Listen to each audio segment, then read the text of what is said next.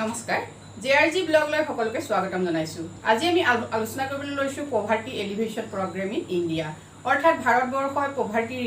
ৰিডাকশ্যনৰ বাবে বা পভাৰ্টি ৰিমুভৰ বাবে যিখিনি প্ৰগ্ৰাম গ্ৰহণ কৰিছে বা যিখিনি স্কিম গ্ৰহণ কৰিছে সেই সম্পৰ্কে আজি আমি আলোচনা কৰিম এতিয়া চৰকাৰে প্ৰথমতে কি হৈছে দৰিদ্ৰতা দূৰীকৰণৰ বাবে বিভিন্ন পদক্ষেপ গ্ৰহণ কৰিছে সেই পদক্ষেপবিলাক গ্ৰহণ কৰিবলৈ যাওঁতে চৰকাৰে কেইটামান উদ্দেশ্য লৈ লৈছে যে কেনে ধৰণে দৰিদ্ৰতা নিৰাময় কৰিব পৰা হ'ব অৰ্থাৎ স্বনিয়োজনৰ দ্বাৰা দৰিদ্ৰতা নিৰাময় কৰিব নে নিয়োগ সৃষ্টি কৰি দৰিদ্ৰতা নিৰাময় কৰিব সেই তেনেকুৱা ধৰণৰ কিছুমান পদক্ষেপ গ্ৰহণ কৰিছে গতিকে চৰকাৰে গ্ৰহণ কৰা এনেকুৱা বিভিন্ন পদক্ষেপবিলাক কি মানে কি উপায়েৰে ভাৰত চৰকাৰে দৰিদ্ৰতা দূৰ কৰিবলৈ চেষ্টা কৰিছে সেই উপায়বিলাকৰ ভিতৰত আমি প্ৰথম চাব পাৰোঁ ৱেজ এমপ্লয়মেণ্ট প্ৰগ্ৰেম অৰ্থাৎ নিয়োগ দি পেলাই মানে নিয়োগৰ সৃষ্টি কৰি পেলাই কি হৈছে দৰিদ্ৰতা দূৰী কৰাৰ চেষ্টা কৰিছে ভাৰতবৰ্ষৰ চৰকাৰে অৰ্থাৎ দেশ এখনত যিমানখিনি নিবনুৱা আছে সেই নিবনুৱাৰ নাইকৈ 50%ক যদি নিয়োগ দিব পৰা হয় তেতিয়াহ'লে কি হ'ব মজুৰি সৃষ্টি হ'ব তেওঁলোকে মজুৰি পাব আৰু মজুৰি পোৱাৰ লগে লগে তেওঁলোকৰ ইনকাম বাঢ়িব গতিকে ইনকাম যেতিয়া বৃদ্ধি হ'ব তেতিয়া কি হৈছে দেশ এখনৰ পৰা দৰিদ্ৰতা দূৰী হ'ব গতিকে সেই যিটো পলিচি সেই পলিচিটো চৰকাৰে গ্ৰহণ কৰিছে নেক্সট আহিলে সেল্ফ এমপ্লয়মেণ্ট প্ৰগ্ৰেমছ অৰ্থাৎ স্বনিয়োজন আঁচনিৰ কিছুমান গ্ৰহণ কৰিছে চৰকাৰে যাতে যিসকল নিবনুৱা তেওঁলোকে আত্মনিৰ্ভৰশীল হৈ পেলাই নিবনুৱা সমস্যাৰ পৰা পৰিত্ৰাণ পাব পাৰে গতিকে এনেকুৱা ধৰণৰ আঁচনিও আছে নেক্সট চৰকাৰে গ্ৰহণ কৰা আঁচনি আছে ফুড ছিকিউৰিটি প্ৰগ্ৰেমছ অৰ্থাৎ যি খাদ্য সুৰক্ষা আঁচনিৰ জৰিয়তেও নিবনুৱা সমস্যা সমাধানৰ চেষ্টা কৰিছে নেক্সট আহিলে ছ'চিয়েল ছিকিউৰিটি প্ৰগ্ৰেমছ অৰ্থাৎ সামাজিক নিৰাপত্তাৰ যি আঁচনি সেই আঁচনিৰ জৰিয়তেও কি কৰা হৈছে চৰকাৰে দৰিদ্ৰতা দূৰ কৰিবলৈ চেষ্টা কৰিছে নেক্সট আহিলে ৰুৰেল আৰ্বান পভাৰ্টি এলিভেশ্যন প্ৰগ্ৰেমছ অৰ্থাৎ যি আমাৰ দৰিদ্ৰ যি ৰুৰেল এৰিয়া যিটো আমাৰ গাঁও অঞ্চল চহৰ অঞ্চল দুয়োটাতে দৰিদ্ৰতা যিটো আছে সেই দুয়ো ঠাইৰ পৰা কেনেকৈ পভাৰ্টি এলিভেশ্যন কৰিব সেই সম্পৰ্কেও চৰকাৰে ষ্টেপ বাই বিভিন্ন ধৰণৰ পলিচি লৈছে next skill India programme for employment অৰ্থাৎ কি হৈছে জনতাক বা যিসকল নিবনুৱা আছে তেওঁলোকক পাৰদৰ্শী কৰি পেলাই তেওঁলোকৰ বিভিন্ন ক্ষেত্ৰত পাৰদৰ্শিতা সৃষ্টি কৰি পেলাই কি কৰিব খুজিছে নিবনুৱা সমস্যা সমাধান কৰিব খুজিছে গতিকে এই 6টা ষ্টেপ চৰকাৰে গ্ৰহণ কৰিছে মানে নিবনুৱা সমস্যা সমাধানৰ বাবে চৰকাৰে কি কৰিছে এনেকুৱা ধৰণৰ এই 6টা ষ্টেপ লৈ পেলাই চৰকাৰে কি হৈছে বিভিন্ন আঁচনি প্ৰস্তুত কৰিছে গতিকে আমি জেনেৰেলাইজ কৰি পেলাই আঁচনিসমূহ চাম কিন্তু ইয়াৰ মাজতে আমি এই 6টাত কোনকেইটা আঁচনি পৰে আমি যেতিয়া আঁচনিখিনি আলোচনা কৰিম তেতিয়া তোমালোকে নিশ্চয় গম পাই যাবা ঠিক আছে এতিয়া প্ৰথম মেজৰ পভাৰ্টি এলিভেশ্যন প্ৰগ্ৰেমছ যিবিলাক গুৰুত্বপূৰ্ণ পভাৰ্টি এলিভেশ্যন প্ৰগ্ৰেম হয় অৰ্থাৎ দৰিদ্ৰতা দূৰীকৰণৰ বাবে যিবিলাক গুৰুত্বপূৰ্ণ আঁচনি চৰকাৰে গ্ৰহণ কৰিছে সেই আঁচনিবিলাক আমি আলোচনা কৰিছোঁ প্ৰথমখন আহিলে national food for work programme অৰ্থাৎ খাদ্য কৰ্ম আৰু খাদ্যৰ বাবে যি জাতীয় যিখন national food for work programme অৰ্থাৎ খাদ্য আৰু কৰ্ম এই দুয়োটাৰ বাবে যিখন আঁচনি প্ৰস্তুত কৰা হৈছে অৰ্থাৎ আঁচনিখন এনেকুৱা যে যদি কাম কৰে তেতিয়াহ'লে কি হৈছে খাদ্যও পাব মজুৰিও পাব গতিকে আঁচনিখনক আমি শ্বৰ্টকৈ ক'ম NFFWP অৰ্থাৎ national food for work programme ঠিক আছে এই আঁচনিখন তেতিয়াহ'লে লঞ্চ কৰা হৈছিলে মানে আৰম্ভণি হৈছিলে আঁচনিখনৰ কেতিয়া 2004 অৰ্থাৎ 2004 চনৰ 14 নৱেম্বৰত কি কৰিছিলে এইখন national food for work programme আঁচনিখন প্ৰথম আৰম্ভ হৈছিলে এতিয়া এই আঁচনিখনৰ কি হৈছিলে প্ৰথমতে এই আঁচনিখনে দেশৰ 150টা বেকৱাৰ্ড অঞ্চলক সামৰি লৈছিলে আৰু 100% কি হৈছে আঁচনিখন 100% অৰ্থাৎ 100%ই কি হৈছে কেন্দ্ৰীয়ভাৱে ইয়াক স্পন্সৰ্ড কৰা হৈছে মানে 100% খৰচ বৰচ যিমান যি থাকিব সেইখিনি কোনে দিব কেন্দ্ৰীয় চৰকাৰে বহন কৰিব নেক্সট আহিলে 2004-5 বৰ্ষ যিটো আছে হয় এতিয়া যিহেতু আমাৰ 2004 চনত তাৰপিছত 4-5 বৰ্ষত কি হৈছে 2020 কোটি টকা আৰু 20 লাখ খাদ্য শস্য কি কৰা হৈছিলে এলোকেট কৰা হৈছিলে অৰ্থাৎ এই আঁচনিখনৰ জৰিয়তে দেশৰ দৰিদ্ৰতা দূৰী কৰিবৰ কাৰণে চৰকাৰে 2004-5 বৰ্ষত কিমান খৰচ কৰিছিলে 2020 কোটি টকা খৰচ কৰিছে আৰু 20 লাখ টন খাদ্য শস্য কি কৰা হৈছে নিবনুৱাসকলক দিয়া হৈছে। অৰ্থাৎ এই আঁচনিখনৰ মূল কথাটো হ'ল যে কাম কৰিলে কি হৈছে খাদ্যও পাব লগতে মজুৰিও পাব, কথাটো সেইটো। নেক্সট আহিলে আমি নেক্সট আঁচনিখন চাওঁ, স্বৰ্ণ জয়ন্তী গ্ৰাম স্বৰোজগাৰ যোজনা। স্বৰ্ণ জয়ন্তী গ্ৰাম স্বৰোজগাৰ যোজনা আমি শ্বৰ্টকৈ ক'ম SSGSY। এইখন এখন বিখ্যাত আঁচনি হয়, পপুলাৰ হয়। এই আঁচনিখন যেতিয়া আৰম্ভ কৰিছিলে তেতিয়া আছিলে 1999, অৰ্থাৎ 1999 চনত কি কৰা হৈছিলে এই আঁচনিখন লঞ্চ কৰা হৈছিলে। এতিয়া ইয়াত আমি এটা কথা চাওঁ, স্বৰ্ণ জয়ন্তী গ্ৰাম স্বৰোজগাৰ যোজনা। এই কথাটো আমি মনত ৰাখিব লাগে যে আমি যে কৈছিলোঁ যে ৱেজ এমপ্লয়মেণ্ট প্ৰগ্ৰেমছ, এতিয়া এই নেশ্যনেল ফুড ফৰ ৱৰ্ক প্ৰগ্ৰেমছখন কি হৈছে ৱেজ এমপ্লয়মেণ্ট প্ৰগ্ৰেমছ। অৰ্থাৎ ইয়াত কি হ'ব নিবনুৱা নিযুক্তি দি পেলাই ইয়াত দৰিদ্ৰতা দূৰী কৰাৰ ব্যৱস্থা কৰা হৈছে। এইখন কিন্তু এইটো নহয়, স্বৰ্ণ জয়ন্তী গ্ৰাম স্বৰোজগাৰ যোজনা। স্বৰোজগাৰ যোজনা অৰ্থাৎ এইটো কি হৈছে যিটো আত্মনিৰ্ভৰশীল হৈ পেলাই নিজেই নিজৰ ৰোজগাৰ উলিওৱা এখন যোজনা হয়। মানে চৰকাৰে এই আঁচনিখন প্ৰস্তুত কৰিছিলে এনেকৈ যাতে কি হৈছে প্ৰতিজন নিবনুৱাই নিজৰ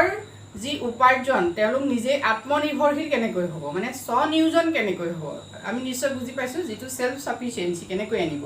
অৰ্থাৎ এজন ব্যক্তি নিজকে কেনেকৈ নিয়োগ কৰিব, সেই যিটো প্ৰক্ৰিয়া সেই প্ৰক্ৰিয়াটো সৃষ্টি কৰিবলৈ চেষ্টা কৰা হৈছিলে। গতিকে ইয়াত বিশেষকৈ গুৰুত্ব দিয়া হৈছিলে SSG যিটো প্ৰক্ৰিয়া মানে ছেল্ফ হেল্প গ্ৰুপ অৰ্থাৎ আত্মসহায়ক গোট। আমি জানো যে 1919 পৰা এই যিখন স্বৰ্ণ জয়ন্তী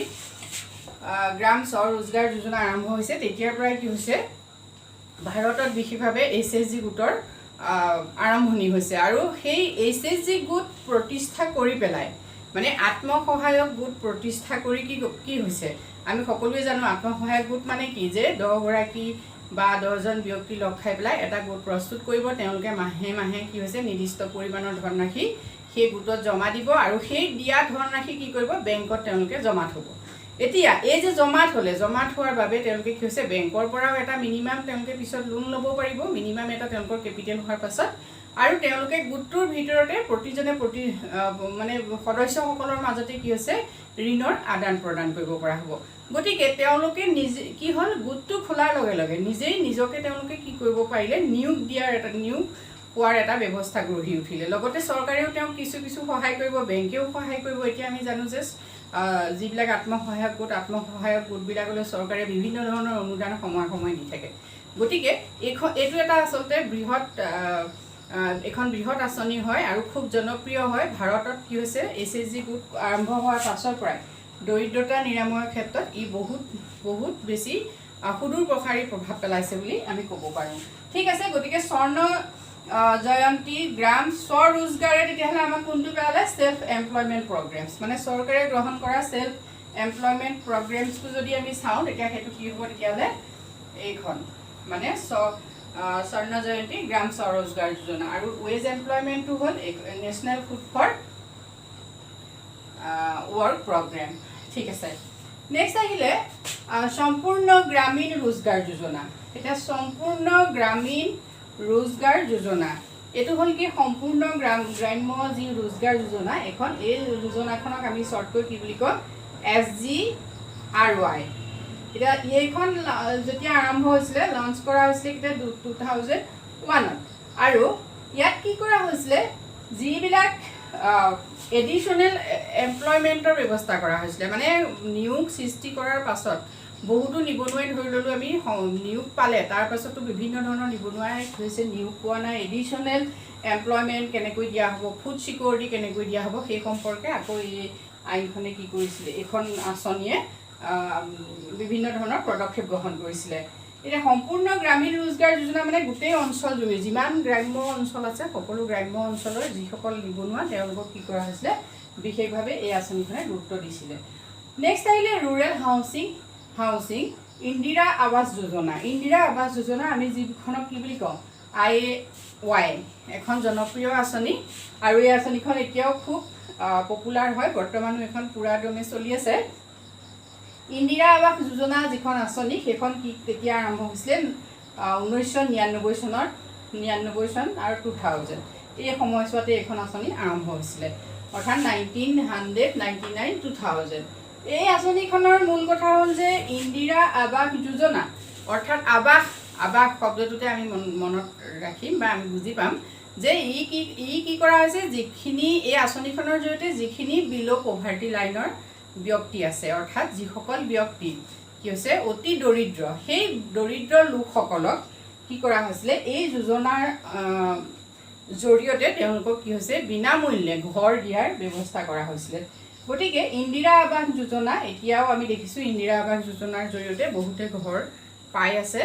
গতিকে এইখন এখন বহুত পপুলাৰ হয় আৰু এই আঁচনিখন এনেকুৱা নহয় চৰকাৰে বহুত আঁচনি গ্ৰহণ কৰে কিন্তু আঁচনিবিলাক সাধাৰণতে কাৰ্যক্ষম নহয়। কিন্তু আমি এই যিখিনি আঁচনি আচলতে আলোচনা কৰিছোঁ প্ৰতিখন আঁচনিয়ে কাৰ্যক্ষম হয় আৰু ভাৰতবৰ্ষৰ দৰিদ্ৰতা দূৰীকৰণত যথেষ্ট ধৰণৰ এই আঁচনিবোৰে প্ৰভাৱ পেলাইছে। তাৰে ভিতৰত এখন হ'ল এইখন আঁচনি, যিখন ৰুৰেল হাউচিং ইন্দিৰা আৱাস যোজনা হয়। এতিয়া এই ৰুৰেল হাউচিং ইন্দিৰা আৱাস যোজনাখনো আমি কি বুলি ক'ব পাৰোঁ, এইখন এতিয়া ছ'চিয়েল ছিকিউৰিটি প্ৰগ্ৰেমছত পৰিব। আমি নিশ্চয় বুজি পাইছোঁ কথাটো, ঠিক আছে। যিহেতু ঘৰ নহ'লে কি হৈছে, মানুহৰ যদি বাসস্থান নাথাকে তেতিয়া সেই ব্যক্তিজনৰ কোনো নিৰাপত্তা নাই, ঠিক আছে। নেক্সট আহিলে প্ৰধানমন্ত্ৰী গ্ৰামোদয় যোজনা, প্ৰধানমন্ত্ৰী গ্ৰামোদয় যোজনা, যিখনক আমি ছুটিকৈ ক'ম PMGY। এইখনো এখন খুব পপুলাৰ হয় আঁচনি দৰিদ্ৰতা দূৰীকৰণৰ। এতিয়া এই আঁচনিখন আৰম্ভ হৈছিলে 2001ত। এতিয়া এই আঁচনিখনৰ মূল কথাটো হ'ল যে এই আঁচনিখনৰ জৰিয়তে কি কৰিব খুজিছিলে বা খোজা হৈছে যে provides primary health, education, rural shelter, rural drinking water, nutrition and rural electrician. অৰ্থাৎ এই প্ৰধানমন্ত্ৰী গ্ৰামোদয় যোজনাৰ জৰিয়তে ভাৰতবৰ্ষৰ বিল' পভাৰ্টি লাইনৰ তলত যিসকল ব্যক্তি আছে সেই ব্যক্তিসকলক কি কৰা হৈছে যে তেওঁলোকক প্ৰাইমেৰী এডুকেশ্যন মানে যিটো প্ৰাথমিক শিক্ষাৰ ক্ষেত্ৰত তেওঁলোকক গুৰুত্ব দিয়া হৈছে। কেনেকৈ তেওঁলোকে প্ৰাথমিক শিক্ষা পাব,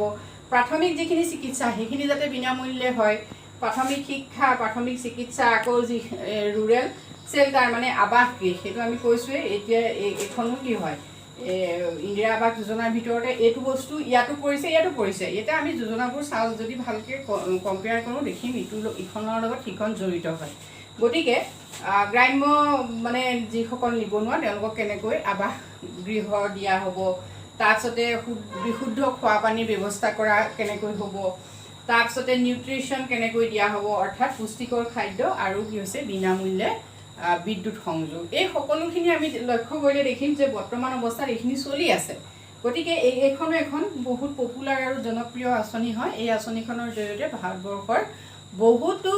বিল' পভাৰ্টি লাইনৰ ব্যক্তিয়ে কি হৈছে এই আঁচনিৰ সুবিধা লাভ কৰি আছে, বৰ্তমানেও কৰি আছে। আমি অসমতো যদি ভালকৈ লক্ষ্য কৰোঁ আমাৰ ওচৰে পাজৰেও বহুতে কি হৈছে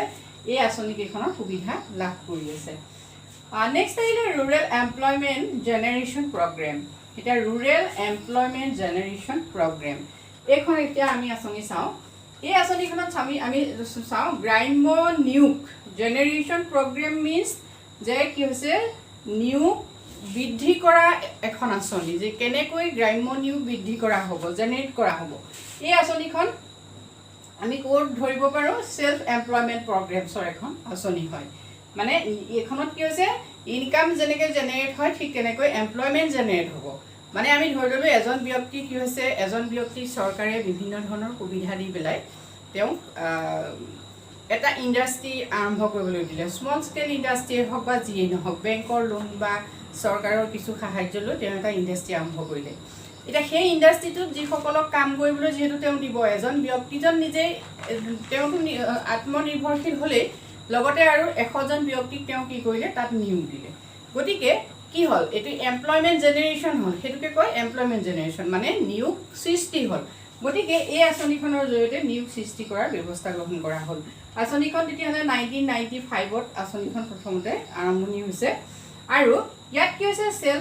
creating self employment opportunities for educated employment. যিহেতু মই প্ৰথমেই কৈছোঁ যে এই আঁচনিখনে কি কৰিব, এজন ব্যক্তিক সুবিধা দিলে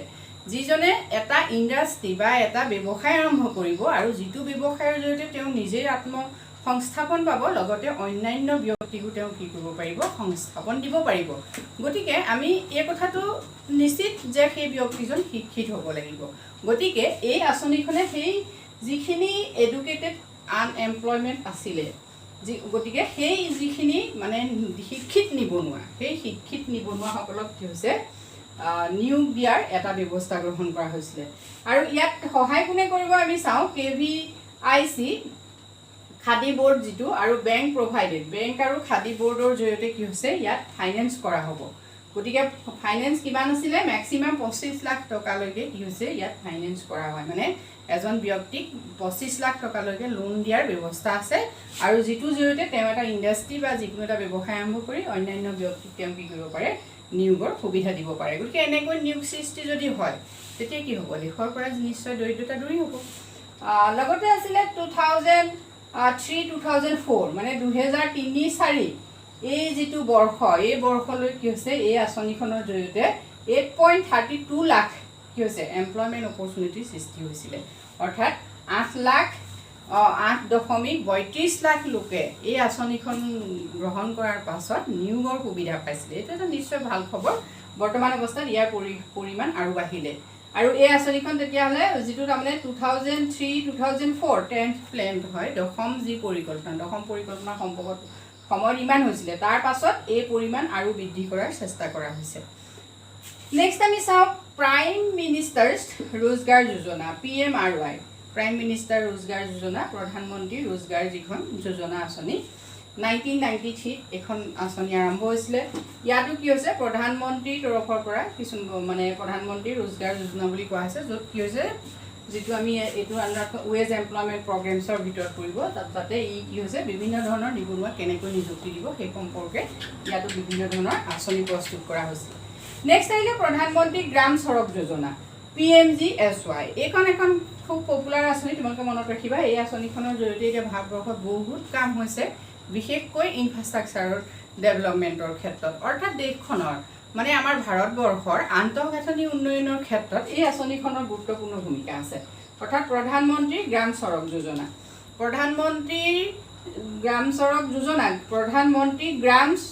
যোজনা অৰ্থাৎ গাঁৱৰ যিবিলাক গাঁৱৰ ৰাস্তাবিলাকক কি হৈছে কানেক্ট কৰাটো আছিলে এই আঁচনিখনৰ মূল উদ্দেশ্য যাতে বিভিন্ন পিছপৰা অঞ্চলবিলাক কি কৰিব যদি পিছপৰা অঞ্চলবিলাকৰ ৰাস্তা পদূলি ভাল হয় তেতিয়া কি হ'ব তেতিয়াহে পৰিবহনৰ সুবিধা হ'ব বিভিন্ন ব্যৱসায় বাণিজ্যৰ কাৰণে সেই অঞ্চলবিলাক কি হৈছে অঞ্চলবিলাকত ব্যৱসায় বাণিজ্য গঢ়ি উঠিব গতিকে এই আঁচনিখনে কি হৈছে ভাৰতবৰ্ষত বিশেষকৈ নিবনুৱা সমস্যাৰ ক্ষেত্ৰত বা সমাধানৰ ক্ষেত্ৰত দৰিদ্ৰতা দূৰীকৰণৰ ক্ষেত্ৰত ই এটা ডাঙৰ সুবিধা সৃষ্টি কৰিছিলে এতিয়া এই আঁচনিখন আৰম্ভ হৈছিলে ডিচেম্বৰৰ 2000 চনৰ ডিচেম্বৰ 1 তাৰিখে আৰু 100% কি হৈছে এই আঁচনিখন কোনে স্পন্সৰ্ড কৰিছে কেন্দ্ৰীয়ভাৱে স্পন্সৰ্ড কৰা হৈছে মানে সেন্ট্ৰেলি স্পন্সৰ্ড কৰা হৈছে এই আঁচনিখন মানে কেন্দ্ৰই কি হৈছে গোটেই খৰচটো তাৰমানে আঁচনিখনৰ গোটেই খৰচবিলাক কোনে বহন কৰিব কেন্দ্ৰই কৰিব তাৰ পিছত এতিয়া ইয়াত ইনফ্ৰাষ্ট্ৰাকচাৰ ডেভেলপমেন্টৰ কথাই বেছিকৈ কোৱা হৈছে যে ৰুট ডেভেলপমেন্ট হ'ব লাগিব দেশৰ কি হৈছে গোটেই দেশবিলাকৰ যদি ৰাস্তা পদূলিবিলাক উন্নত হয় তেতিয়া কি হ'ব সেই ৰাস্তা পদূলি উন্নত হোৱাৰ লগে লগে বিভিন্ন ধৰণৰ ব্যৱসায় বাণিজ্য গঢ়ি উঠিব গতিকে ইনফ্ৰাষ্ট্ৰাকচাৰ অৰ্থনীতিখনৰ ইনফ্ৰাষ্ট্ৰাকচাৰ সকলোতকৈ ডাঙৰ কথা ব্ৰিজ নিৰ্মাণ কৰিব লাগে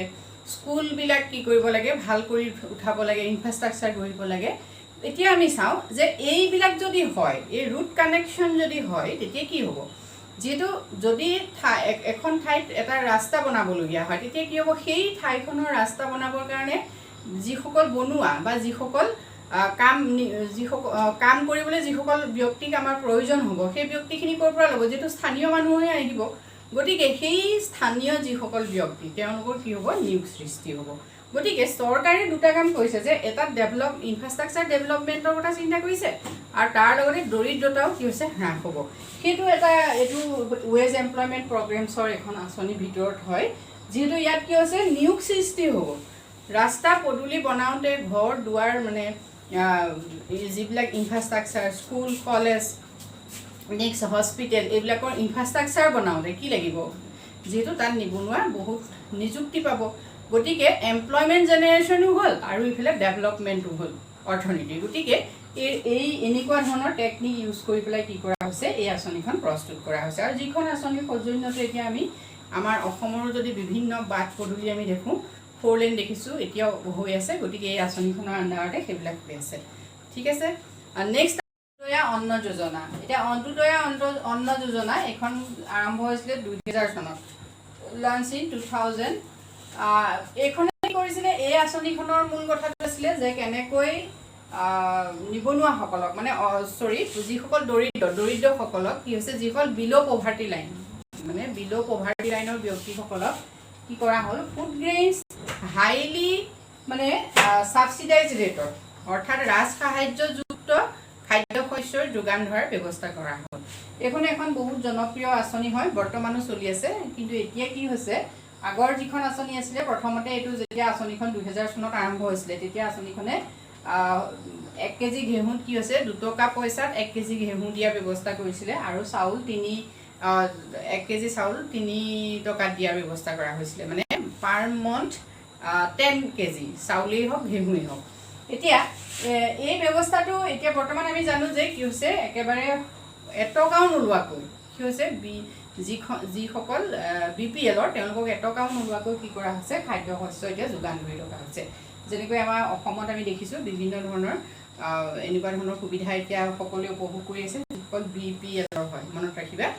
এতিয়া এই আঁচনিখন এখন পপুলাৰ আঁচনি, গতিকে এই আঁচনিখনৰ যেনিবা এতিয়া এইবোৰ চেঞ্জ হ'ল, আৰু বহুত কি হৈছে, ভাৰতৰ বহুত দৰিদ্ৰ ব্যক্তিয়ে এই আঁচনিৰ সুবিধা লাভ কৰিছে। গতিকে আঁচনিখন ফলপ্ৰসূ হৈছে আৰু বহুতে সুবিধা লাভ কৰিছে। বৰ্তমান অৱস্থাত কি কৰা হৈছে যে আমাৰ অসম চৰকাৰৰ মাননীয় মুখ্যমন্ত্ৰী মহোদয়ে আহ্বানো জনাইছে যে যিসকল একচুৱেলি BPLৰ তলত মানে ওপৰত হয়, কিন্তু তেওঁলোকে আগতে কি হৈছে, যেতিয়া তেওঁলোকে সুবিধাটো লাভ কৰিছিলে, আমি ধৰিলোঁ 2000 চনৰ পৰা আৰম্ভ হৈছে, 2000 চনত তেওঁলোকে সুবিধাটো লাভ কৰিছিলে, তেওঁলোক যিহেতু সেই সময়ত দৰিদ্ৰ আছিলে। কিন্তু যিহেতু মানুহ সদায় দৰিদ্ৰ হৈ নাথাকে, গতিকে দৰিদ্ৰ যদি তেওঁলোক নহয় এতিয়া, গতিকে তেওঁলোকে নিজেই কি হৈছে, ৰেচন কাৰ্ড ঘূৰাই দিছে চৰকাৰক, বহুতে ঘূৰাই দিছে অসমত, যিসকল মানে APLলৈ উত্তীৰ্ণ হৈছে। গতিকে তাৰমানে সেই কথাটোৱে এইটো নিৰ্দেশ কৰিছে যে এই আঁচনিখন কি হৈছে, ফলপ্ৰসূ হৈছে, মানে দৰিদ্ৰতা দূৰীকৰণ কৰাৰ ক্ষেত্ৰত এই ফলপ্ৰসূ হৈছে। ঠিক আছে, নেক্সট এখন গুৰুত্বপূৰ্ণ আৰু খুব জনপ্ৰিয় আৰু বৰ্তমানে চলি থকা আঁচনি, সেইখন হ'ল national rural employment guarantee act, যিখনক আমি চমুকৈ কি বুলি কওঁ, NREGA বুলি কওঁ। NREGAখন আৰম্ভ হৈছিলে 2005 চনত, আৰু তাৰপাছত সেইখনৰ নৱীকৰণ কৰি তাৰ নামটো দিয়া হ'ল MGNREGA, অৰ্থাৎ Mahatma Gandhi national rural employment guarantee act. ঠিক আছে, MREGA বুলি ক'লে আমি সকলোৱে জানো। এতিয়া এই MREGAখন আকৌ কি, SGRG যিটো আমাৰ স্বৰ্ণ জয়ন্তী গ্ৰামীণ ৰোজগাৰ যোজনা আৰু national food for work programme, এই দুয়োখন আঁচনি আছিলে যে, এই দুয়োখন আঁচনি এখন কৰি পেলাই একচুৱেলি এই NREGA আঁচনিখন কৰা হ'ল। সেই কথাটো আমি মনত ৰাখিব লাগিব। মানে ইয়াত বহুতবোৰ আঁচনি তেনেকুৱা হৈছে, বহুতবোৰ আঁচনিৰ ক্ষেত্ৰত কি হৈছে, সেই আঁচনিখনক চামাৰাইজ কৰি বা দুখন আঁচনি লগ হৈ এখন কৰা হৈছে। গতিকে আমি সেইখিনি ইমান পুংখানুপুংখভাৱে আলোচনা কৰা নাই, কিন্তু MREGA আঁচনিখনৰ ক্ষেত্ৰত এই কথাটো নকলে নহ'ব যিহেতু। ঠিক আছে, এতিয়া MREGA আঁচনিখনৰ কথা আমি যদি ভালকৈ জানিব খোজোঁ, তেতিয়াহ'লে আমি এইটো কথা জানো যে জব কাৰ্ড, তোমালোকে জানা যে বহুত আমাৰ ওচৰতে আছে, বহুতে জব কাৰ্ডত কাম কৰে, মহিলা হওক পুৰুষ হওক, যিসকল কি হৈছে এডাল্ট হয়, মানে 18 ইয়াৰ্ছৰ এবভ হয়, তেওঁলোকে কি কৰিব পাৰে, এই জব কাৰ্ডৰ আণ্ডাৰত কাম কৰিব পাৰে। গতিকে এই আঁচনিখনৰ জৰিয়তে কি কৰা হৈছে, 100 দিনৰ কাম কি কৰা হৈছে, নিশ্চিতি প্ৰদান কৰা হৈছে। যিসকল বিল' পভাৰ্টি লাইনৰ তলৰ ব্যক্তি হয়, অৰ্থাৎ যিসকলে এডাল্ট হয়, মানে কাম কৰি, যিসকলৰ বয়স 18 বছৰ ওপৰত হয়, আৰু যিসকলে কাম কৰিব বিচাৰে দেই, সেইটো আছে লগত, তেওঁলোকৰ কাৰণে কি হৈছে 100 দিন তেওঁলোকক কি হৈছে কামৰ মানে জব দিয়া হৈছে, কাম কৰিবলৈ সুবিধা দিয়া হৈছে। গতিকে এইটো এনেকুৱা যে 100 দিনৰ জব নিশ্চিতি ইয়াত কি কৰা হয়, প্ৰদান কৰা হয়। এতিয়া যদি এই 100 দিনৰ কাম দিব নোৱাৰে, যিসকলে পঞ্জীয়ন কৰি থ'ব,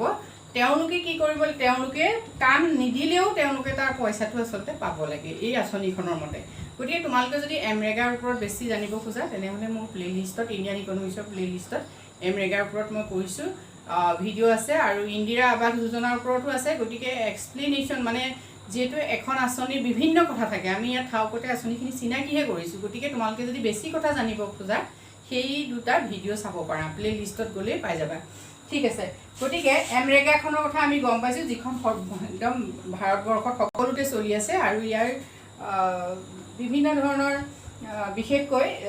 MREGA আণ্ডাৰত কিমানখিনি মানে মজুৰি দিব সেইটো নিশ্চিত কৰি দিয়া হৈছে। বিশেষকৈ কেৰেলাত কি হৈছে এমৰেগাৰ ওপৰত সকলোতকৈ বেছি মজুৰি প্ৰদান কৰা হয় 500 টকা আৰু এনে 150 কিন্তু তাৰ ওপৰতো এতিয়া বিভিন্ন ৰাজ্যই নিজে নিজে কি কৰিছে অলপ মানে মজুৰিটো হাৰ বৃদ্ধি কৰা দেখা গৈছে ঠিক আছে ইয়াৰ পাছত আমি একেবাৰে লেটেষ্ট এখন আঁচনি আমাৰ মনলৈ আহিছে সেইখন হ'ল প্ৰধানমন্ত্ৰী জন ধন যোজনা এটা প্ৰধানমন্ত্ৰী জন ধন যোজনাখন 2030 চনত 13 চনত আৰম্ভ হৈছিলে গতিকে আমি সকলোৱে জানো যে সকলোৱে কি হৈছে যিটো জিৰ' একাউণ্ট খুলিছিলোঁ আমি সকলোৱে যিসকল BPLৰ তলত মনত ৰাখিবা তেওঁলোকে জিৰ' একাউণ্ট খুলিছিলে আৰু এই একাউণ্টটো খোলোতে কোনো পইচা দিবলগীয়া হোৱা নাছিলে কিন্তু ইয়াত কি হৈছে প্ৰধানমন্ত্ৰীৰ ফালৰ পৰা ইয়াত ইঞ্চুৰেঞ্চৰ সুবিধা দিয়া হৈছিলে 1 লাখ টকা গতিকে এখনো সেই নিবনুৱা সমস্যা সমাধানৰ বাবে দৰিদ্ৰতা দূৰীকৰণৰ বাবে গ্ৰহণ কৰা আঁচনি এইখন আকৌ সেই তেনেকৈ ছ'চিয়েল ছিকিউৰিটি প্ৰদান কৰা আঁচনি যিটো ইঞ্চুৰেঞ্চ আঁচনি হয় গতিকে ছ'চিয়েল ছিকিউৰিটি প্ৰদানৰ ভিতৰত এই আঁচনিখন পৰিব গতিকে আজি থাওকতে যিমানখিনি আঁচনিৰ কথা মোৰ মনলৈ আহিছে মই আলোচনা কৰিছোঁ আৰু বহুত আঁচনি আছে গতিকে তোমালোকে বিভিন্ন যদি ইয়াৰ বহল ব্যাখ্যা বিচাৰা তেতিয়াহ'লে তোমালোকে বিভিন্ন কিতাপৰ সহায় ল'ব পাৰা আজিলৈ ইমানেই ধন্যবাদ